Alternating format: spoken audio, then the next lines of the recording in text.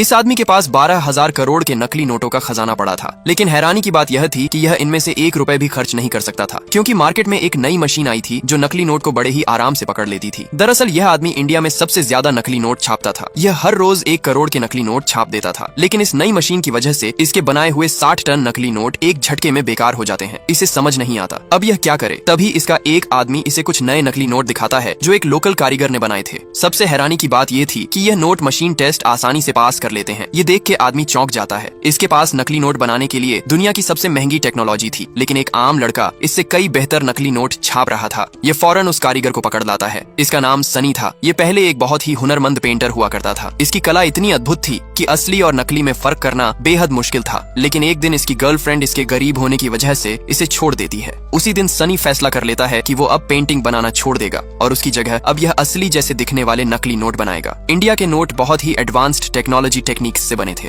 सबसे मुश्किल काम नोट के माइक्रोटेक्स्ट और पैटर्न्स की हूबहू कॉपी करना था। डिजिटल प्रिंटर इन्हें ठीक से नहीं बना पाते थे, क्योंकि उनमें छोटे छोटे टूटे हुए पैटर्न आ जाते थे। यही सनी की हाथ की कला काम आती है। ये माइक्रोस्कोप के हर हिस्से को बारीकी से देखता है और हूबहू उसे अपने हाथ से बना देता है। फिर उन हिस्सों को जोड़कर यह एक परफेक्ट मास्टर शीट तैयार करता है। इसके बाद इस शीट पर कई सुधार किए जाते हैं। पहले इस पर नई परतें चढ़ाई जाती हैं, फिर इस पर कोटिंग और हीटिंग की जाती है। लेकिन जब प्रिंटिंग की बारी आई तो एक और दिक्कत आ गई। पुरानी मशीन एक बार में सिर्फ एक ही रंग छाप सकती थी, जबकि असली नोट में 4 अलग अलग रंग होते हैं। तब इसका दोस्त फिरोज, जो बचपन से ही प्रिंटिंग प्रेस में काम कर रहा था, सनी की मदद के लिए आगे आया। इसने चारों रंग एक एक करके प्रिंट किए और फिर उस पर चमकदार सिक्योरिटी स्ट्रिप जोड़ दी। इस तरह नकली नोट तैयार हो गए। पर सनी को यह नोट कुछ ज्यादा ही नए लग रहे थे। इन्हें असली नोट की तरह पुराना दिखाने के लिए यह नोट को चाय में डिब्बों देता है, फिर यह इन्हें सुखाता है। अब यह नोट सच में असली नोट की तरह दिखने लगते हैं। अब यह इन नोटों को टेस्ट करने के लिए एक शराब की दुकान पर जाते हैं। दुकानदार नोट लेता है और नोट को हाथ लगाते ही फौरन समझ जाता है कि यह नोट नकली है। किसी तरह ये यहाँ से बच के निकल जाते हैं। घर पहुँचने के बाद सनी सोचने लगता है कि इतनी मेहनत से बनाए गए नोट आखिर पकड़े कैसे गए। तभी यह एक और टेस्ट करता है। यह अपने दोस्त को आंखें बंद करके असली और नकली नोट में से नकली नोट पहचानने के लिए कहता है। इसका दोस्त हाथ लगाते ही नकली नोट को पहचान लेता है। अब सनी को समझ आ जाती है कि सारी समस्या नोट के कागज में है। यह लड़का पाइप में एक छेद करने के 20 करोड़ रुपए लेता है। यह कोई आम छेद नहीं था। दरअसल यह देश की सबसे बड़ी तेल की पाइपलाइन में हाई वोल्टेज ड्रिल से छेद कर रहा है। हर कुछ इंच खोदने के बाद यह सावधानी से ड्रिल में एक खास कूलिंग तरल डालता है, क्योंकि छोटी सी गलती पर भी बहुत बड़ा धमाका हो सकता था। इसके बाद भी लड़का रुकता नहीं है, क्योंकि अगर छेद सही तरीके से हो गया तो तेल पाइपलाइन से आराम से चुराया जा सकता था और यह ब्लैक मार्केट में बहुत महंगा बिकता था। अब तक तो लड़का भी थोड़ा घबरा गया था, क्योंकि किसी को नहीं पता था कि आगे क्या होने वाला है। कांपते हुए हाथों से इसने ड्रिल को आखिरी धक्का दिया और तभी यह ड्रिल को पाइप से बाहर निकाल लेता है। पास खड़ा मालिक घबराते हुए कहता है, क्या हुआ?